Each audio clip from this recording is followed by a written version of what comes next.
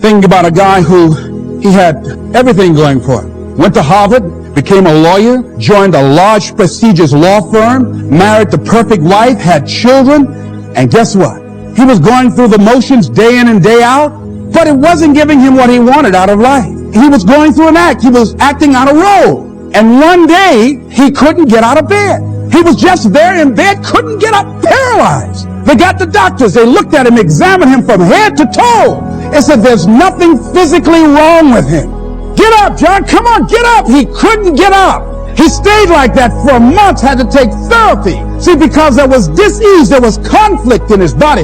Many times when life calling on us to change and to grow and to expand, we said, no, I don't want to hear that. No, we resist that. So we can go back to that lifestyle of mediocrity. We resist that change, that growth. We go back so we can go back to sleep.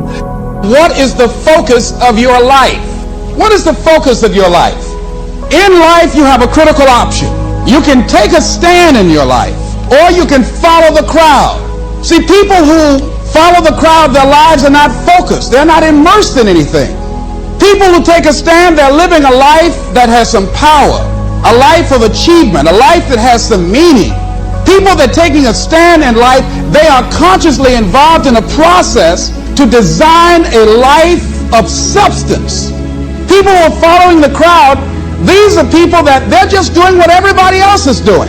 So that's a crowded road over there. They're following the followers. I want to talk to you about taking a stand with your life. And what are some of the things we can do that will enable us to give our lives up in a way that has some purpose and meaning, that can be real for us, that can give us a sense of fulfillment, of joy and happiness and peace of mind. See, most people are bored with life. Most people feel that life isn't worth the hassle, that life is just wearing me out. It's boring, it's monotonous. I have nothing to look forward to. Here we go again, another Monday morning.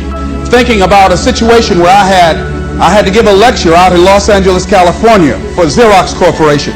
A part of what I do when my profession is doing corporate training. My passion is doing training with kids. So when I go someplace, I always try and arrange for a community group to have a group of young people together for me to work with them on a volunteer basis in the evening. So I decided to go into an area of Los Angeles to talk with someone about doing that, and they suggested that I come to speak at a community center right outside Los Angeles at Carson Community Center. And because of the gangs in Los Angeles, one of the young men that was coming there to organize it, and his mother, he had a twin brother, and he took an interest in me because I have a twin. And his twin brother was the victim of a gang ritual. They brought in a new member in a gang, and he had to prove that he was really with them and committed. And his job was just to select anybody at random and kill them. And he did that as this young guy was coming out of a store. So they told me, Mr. Brown, would you come over and talk to the teenagers here? There's a lot of depression and despair and hopelessness and people feeling powerless about the gangs. And bring with you some handouts and materials so you can do a workshop, and parents will be involved too. Would you be willing to do that? I said, well, I'm doing a full-day seminar, and I'm usually just physically exhausted afterwards. How many people you say you're going to have there? We guarantee at least 400 to 500 people there. I said, okay, I will come there and work with them and take them through this intensive. So I came there after working in a seminar, totally exhausted, in that Los Angeles traffic. It took over an hour to get there. Got there, they only had 7 people. I had an attitude. I said, you had me come all the way from Los Angeles after working all day just to talk to 7 people? You told me over 400 people were going to be here. Where are the parents? Only one parent here. My time is valuable. I've got all this material that we've copied to do a workshop. And so I went on and talked to those young people that were in the room, the 7 that were there, and I just gave them a little speech. And then I left. Went back to the hotel. That night around 3:30 in the morning, the phone rang. The minister that invited me called me and said, Mr. Brown, I got to ask for your attention for a moment. I said, what is it? Kenyatta, one of the young men who was there, wanted to talk to you. He was the brother of the guy that was killed. He'd like to talk to you. He's been here for over an hour, and I told him, please don't call you. But he insisted. Would you please talk to him for a moment? I said, yes, put him on the phone. Kenyatta, what can I do for you? He said, Mr. Brown, I listened to your tapes for a long time. I've grown to love you and admire you. Among the things that I heard on your tapes that you said you must deal with circumstances such as you find them.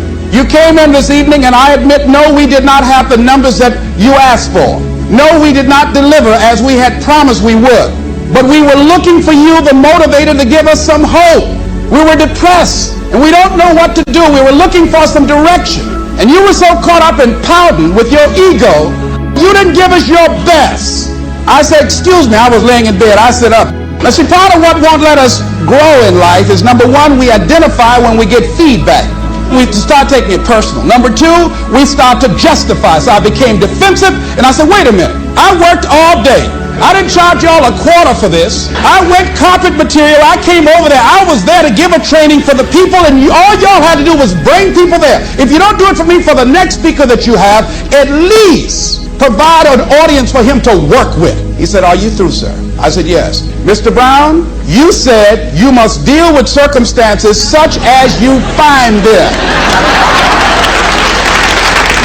We went round and round for about 45 minutes. Because my ego on the line. I can't let this young boy out debate me. He was not intimidated. I used all the verbal gymnastics and examples I could. He would not bulge. And I said, okay, I'm sorry.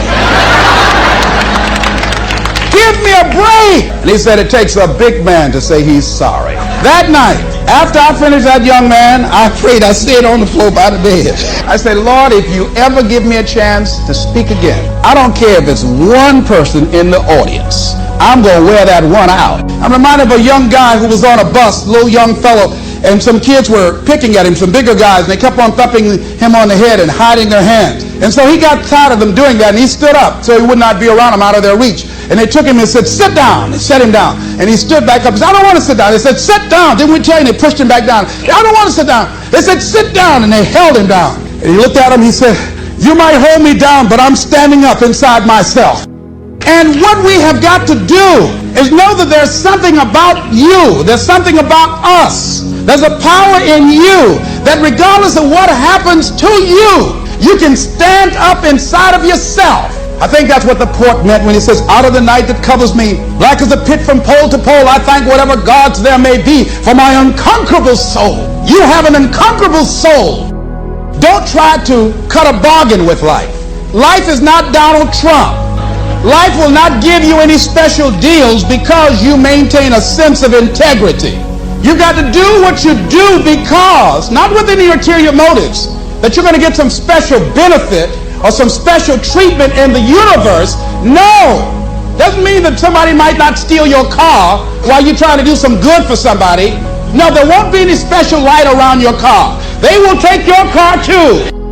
All the good people, you're going to go too. You've got to do what you do because that expresses who you are, and for no other reason. They might not have a banquet to recognize you or give you a special little plaque and dedicate a day in your name. No. Do what you do because that's you. The next thing is dedicate your life to something. Dedicate your life to a cause larger than yourself. See, if you dedicate your life to a cause larger than yourself, you're not following in the crowd. See, if your life is not dedicated to something of value, and I like what Howard Thurman said, he said, the quality of life is often determined by that to which the individual is dedicated. If the dedication of the life is vague and diffuse, the quality is apt to be poor and weak. There is much to be said for the intensity of life. See, most people are not intense about living. Most people are very casual about life. They haven't found anything to become intense about. So when you dedicate your life, you don't care anything about the odds. Somebody say when the dream is big enough, the odds don't matter. See, when you dedicate your life, you bring on a special power. There's a power in you that people, circumstances, events, and I'm not talking about the physical you, I'm talking about the real you, the indestructible, invincible, perfect essence of who you really are. That can bring a government to its knees, that can change the course of history. When you dedicate your life like a Nelson Mandela, who has decided to sacrifice his freedom, all he has to do is say whatever the government wants him to say, and they'll let him go free. And he can go to a foreign nation and say, I just said that because I've been in prison for over 20 years. And nobody would say, well, Nelson, you sold out. No one would say that. They would say, wait a minute. Nelson, you gave over 20 years of your life. What more can we ask of you? It's okay. But because of his integrity with himself, and he's dedicated his life to break the back of apartheid and free his people, that when you dedicate your life to something, you bring on some powers in the universe that works through you to bring about changes that you would never ever know unless you have dedicated yourself. Serena Williams is a young lady I really admire, and she blew my mind at the French Open when she won. She accepted the award in French. During the time she was practicing with her trainer to win, she also had a tutor teaching her how to speak French fluently, because she said, I'm going to win this. All victories take place twice. First in the mind, and then in the without. And that's what I want you to do right now. I want you to think about who you have to be. Because who you've been, Einstein said, the thinking that has brought me this far has created some problems that this thinking can't solve. That in order for this to be an explosive year for you, in order for your business to grow by leaps and bounds, you have to be a different person. You have to die to who you are now to give birth to who you must become. So I want you to think about that. What radical change will take place?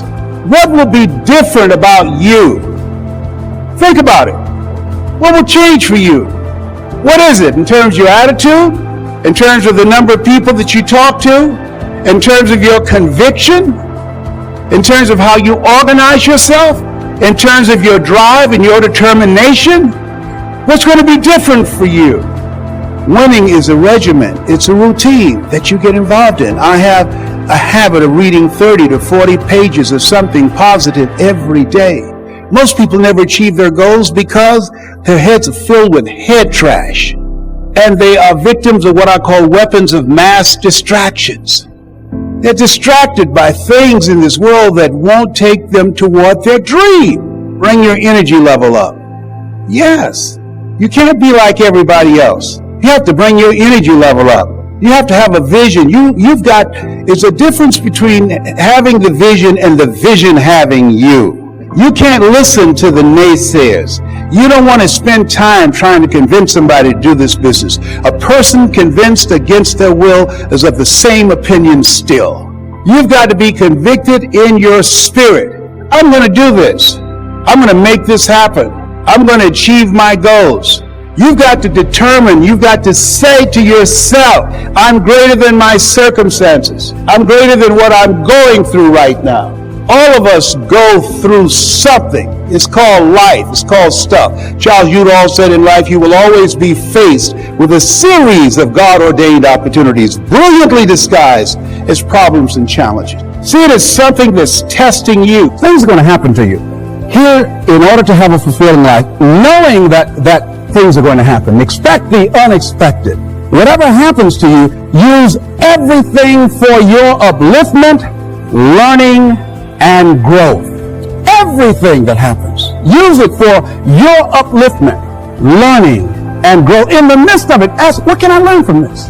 What can I get from this? How did I end up here? There's something for you in everything that happens to you for you to learn from that experience. Look at it, examine it, analyze it, dissect it, take it apart until it reveals itself to you. And then get what you need from that and move on. But everything that happens to you. I have a friend, she stutters, and I said, are you taking any special classes to stop from stuttering? She said, no. I said, why?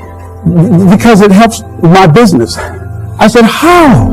When I go in to somebody, I say, now, if you're busy, I'll come back because I stutter. And they used to say, oh, no, you can tell me right now. This is my product. And she said, after she goes through it, if they say no, she said, well, you didn't understand. Let me tell you again. And they say, oh, no, that's all right. How much you saying it is? That's all right. Don't tell me no more. That's all right. Just let me know how much I need to give you so you can get on out of here. So she's turned that stuttering to her advantage. Somebody says, if life give you lemon, write yourself a lemon cookbook. Whatever happens to you, turn it to your advantage.